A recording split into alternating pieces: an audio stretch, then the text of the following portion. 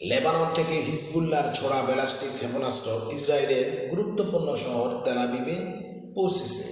Israel দাবি করেছে এই ধরনের ঘটনা প্রথমবারের মতো ঘটল। এর আগে কখনো সশস্ত্র গোষ্ঠীটির ব্যালিস্টিক ক্ষেপণাস্ত্র ছুড়ে তেল আবিবে পৌঁছতে পারেনি।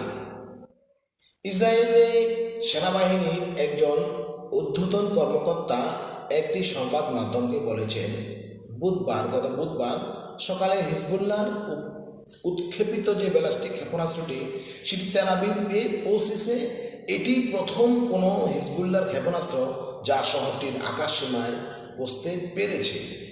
লেবাননের সশস্ত্র গোষ্ঠী বলেছে তারা তেল আবিবের কাছে অবস্থিত ইসরায়েলি গোয়েন্দা সংস্থা